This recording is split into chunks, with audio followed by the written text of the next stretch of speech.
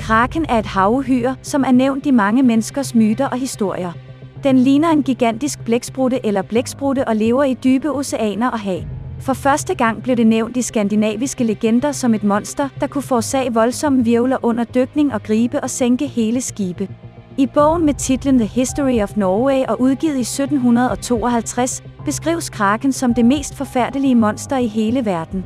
Nogle sejlere fortalte historier om udyret på en længde på op til 2,5 kilometer. Andre sagde, at den havde en størrelse på 10 skibe, og de sømænd, der mødte kraken for første gang, troede fejlagtigt, at det var en ø. Der er beviser, der beviser eksistensen af monstre. Forskere fandt et 20 meter langt skelet af en ichthyosaur med et brækket bryst.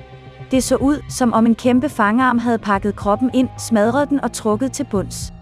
Kraken er et mytologisk væsen, som kan vise sig at være helt ægte.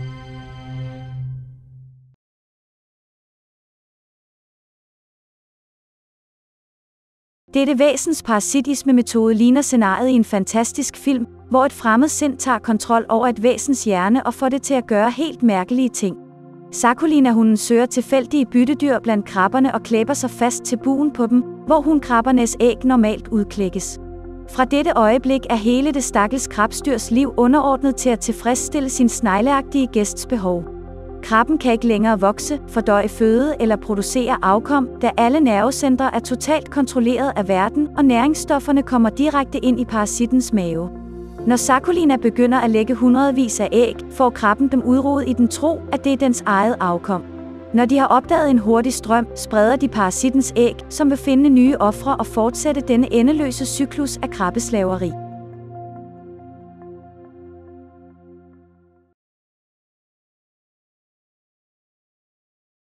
Skal du ud og fiske uden en fiskestang? Nemlig. For at fange denne fisk behøver du kun dine hænder, god reaktion og nogle fakta om denne bizarre lungefisk Protopteros. Den lever hovedsageligt i tropisk ferskvand. Størrelsen varierer fra 0,5 til 2 meter, og vægten kan nå op til 18 kilo.